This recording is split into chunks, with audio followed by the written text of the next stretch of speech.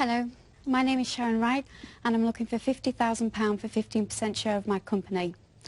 I first realised there was a problem threading cables and wires through cavity walls and void spaces when both a BT and a cable engineer visited my newly built home to carry out their install.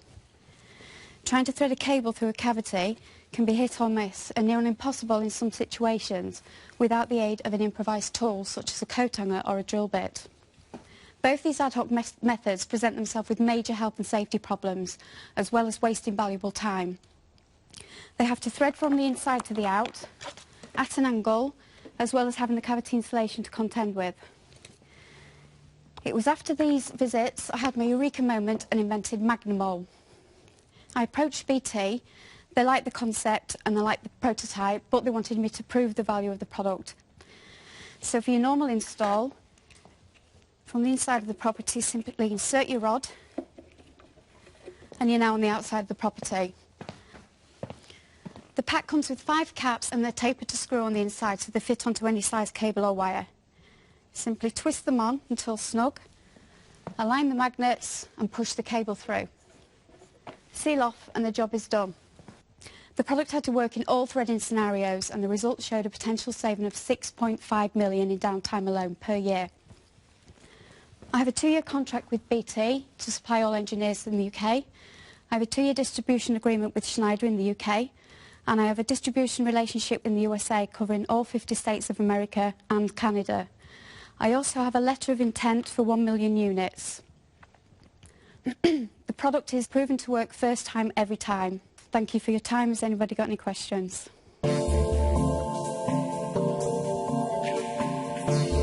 It's an impressive start by Sharon Wright from Scunthorpe, who wants a £50,000 investment in her time-saving cable threading accessory. She's prepared to give away 15% of her company, Magnamol. Duncan Bannatyne is first to question the inventor. Sharon, I'm a bit taken back. It sort of seems too good to be true and too simple. What does it cost you to produce? It costs from 97p to £3.74. And what do you sell them for? To wholesale, I'm selling them out from anywhere from £5.70 minimum up to £12. So it costs you a pound, you're selling for £5? Yeah. OK. How many have you sold? 36,000 I've sold that I've invoiced and been paid for, and I've got another 11,500 units that I'm waiting for call off from BT contract. The big question that's just hit the back of my brain is, why do you need any money? You've invented a product. I take it you've patented it. Yep. It's got a UK granted patent. It's also got the international patent. You've sold a huge number. So why do you need anybody's money? Why take somebody else's money and give them equity in your because I'm working fantastic company? 16, 20 hours a day, 7 days a week, and I need your help to take me to the next level. Sharon's staying confident. James Kahn is keen to know more about the inventor herself. What's your background? How did you... I'm confused. My background was health and safety and quality assurance, which naturally go together. I'd moved into a brand new house. I'd had the install booked. BT were due in the morning. They didn't arrive till lunchtime. So I was under pressure, obviously, to get back out the door to do my job. I asked him if there was anything I could do to hurry the job along, and he said, I'll get my tool from the van, and it was a coat hanger, which naturally I thought, my God, you don't even know what's on the inside of that cavity. My health and safety background came into force, and I just had one of those eureka moments, and I thought, I can't believe this product's not out there. So I did my research, I looked at everything that was on the market. Sharon, I think it's ingenious. Thank you. I was told from the patent attorney when I first went to see him, it's a no-brainer. It was like the cat's eye situation. And that gave me the confidence really to take it to the next Sharon, level. I'd like to say you're fabulous, so I'm going to say you're fabulous. Thank you. I'm about to write a cheque of £50,000 from my Good. children's hard-earned inheritance. Good. What are you going to do with it? 5,000 would be for the card inserts to have the language interpretation, multilingual. I want to go global and go into every single country with this product. 10,000 would be into the website, obviously, the language interpretations and for market research. 35 would be for staffing, so it releases me to be able to do what I'm good at, to go and be an ambassador. Have you got no staff at the moment? I've got one person that works 1 day a week. That's all I can afford. And this is your full-time job? This is my full-time day job, night job, evening job, weekend from home? job. No, I have an office. I do have an office. Where? In my hometown, Scunthorpe. Scunthorpe? Yeah. Tell me, Sharon, do you have a family? I have a 12-year-old little girl who's my biggest fan and biggest supporter. Okay. And that's it.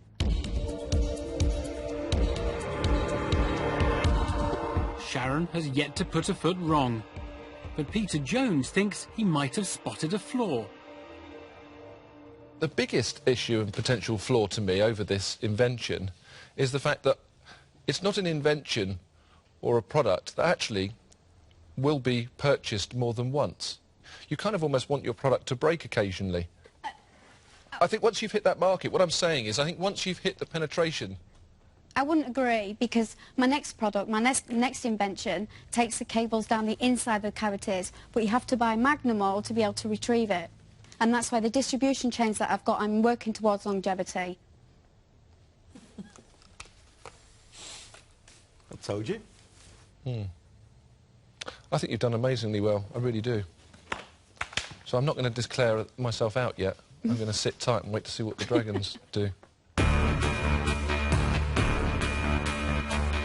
It's been a clean sweep of praise for this entrepreneur and her product. But Sharon has yet to receive an offer. Is Deborah Meaden prepared to invest? I've got to say, you're great. You you. present well, you've done a fantastic job, you know. I think we're all sitting here thinking, what do we ask? She's brilliant. But I'm not understanding exactly what you're expecting from an investor. Are you looking for contacts? Are you looking for office space, office support? Very specifically, what are you after? I think I could have moved this a lot quicker. I'm quite disappointed in myself for taking 2 years to get from the idea... I wouldn't be, Sharon. I should be quite pleased with yourself. I think this is the first time ever in the den someone has come in and all 5 dragons' jaws have dropped No, to you're very the good. floor. So do Thank not you. be disappointed. Yeah. Thank you. Yeah.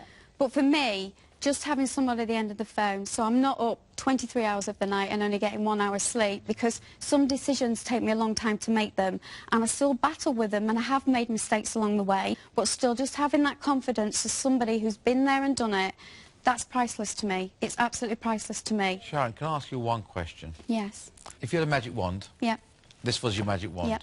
and you went, Yep.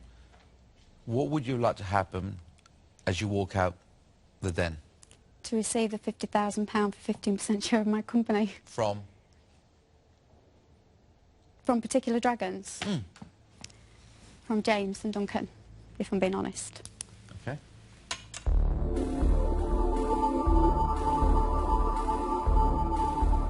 Focusing on one investor over another is a dangerous game to play in the den. Will Sharon's candour pay off? I mean, the company that James and I have invested in is called Electro Expo. It has chop box, wrap strap, and 3 other products that haven't been on Dragon's Den. Okay. So, I mean, yeah, I think Sharon is very, very investable. So are you making an offer to me? We certainly will well, make we're an not, offer. Sharon, only because they're waiting to spoil our offer.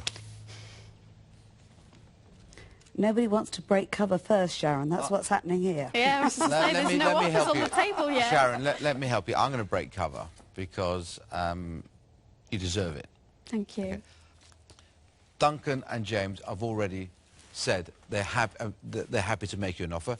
You've already said you've come in the den looking for an offer from Duncan and James. Okay. As far as I'm concerned, I'll be more than happy to underwrite what you asked for, which was 50,000, 15%. So Thank you. I'm your insurance policy here. Okay. In a bid to flush out a potential offer from his rival dragons, Theo Paphitis has shown his hand. But it's not gone down well with Duncan Bannatyne. I remember, Sharon, we had a fantastic young lad who came in front of us, who had a retail product. And I remember saying to the young lad, you know, it's a fantastic product, and the best person for you to develop that product is Theo Paphitis. And I pulled out, and I let Theo do the deal with the lad. Yeah. Obviously, these three dragons are not as honourable as me, and they won't do that. Duncan, make her an offer. You can do it. She wants you to. Make her an offer. Can James and I go to the back of the room? Just you win. It's a bizarre den moment. Will James Caan and Duncan Bannatyne come back with a tactic to outfox their rivals?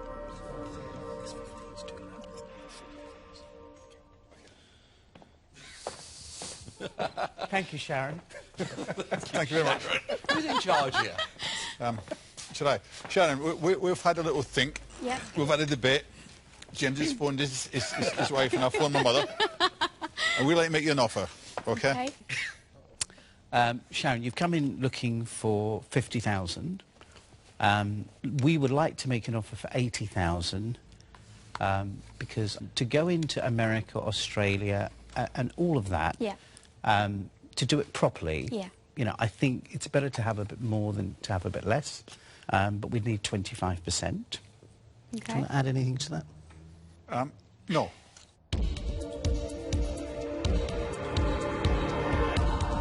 Sharon now has an offer for more money than she came in for, but in return for much more equity. Is Deborah Meaden prepared to take on Sharon's preferred dragons to clinch the deal? Without a doubt, these guys are very well placed, but you shouldn't discount the experience that other people have. Because, to be honest, getting over to the overseas market in one area is quite similar to getting into overseas market in other areas, and all of us have experience in doing that, and certainly nobody ever complains when they work with me. So I will make you an offer, and I'll make you an offer at the level that you asked. So £50,000, 15%. If we do work together and find that we needed more money in the business, I just make the business happen, and I provide the funds to do it, as long as I'm convinced on the business plan. Okay. It's a show of ruthless determination from Deborah Meaden. Now, Peter Jones is ready to tell Sharon where he stands. I think and feel that you don't need any money. And I think you need an individual or individuals that are going to take this product, help you take this product and expand it, and I think it's going to go potentially global. And I think I'm going to shock everybody by saying I'm going to declare myself out because I think that Duncan and James are the best place to take your business forward. Okay. Sharon, just have a reflection, I think. Okay. In an unusual move, Peter Jones has made way for his rival dragons. Sharon now has to decide between accepting more money or keeping more of her company.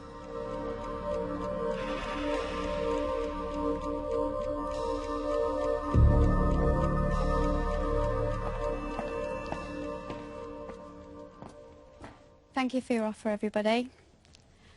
I'm a businesswoman, and I'd be stupid not to negotiate further. Would you go for 20%, and I'd be happy to do the deal with you two guys? Would you meet us at 22.5? Yes, I would. So, I'd be very pleased. and I would love to do the deal with you. I really would. Thank you. Well, great deal. Thank you. Fantastic, Sharon. I'm so proud. So proud. Sharon's done it. She may have given away more equity than she originally intended, but she walks away with more cash and the 2 dragons she wanted. Amazing. Absolutely amazing. She was absolutely fantastic. One of the best I've seen. Immaculate. Absolutely That'd be very immaculate. good.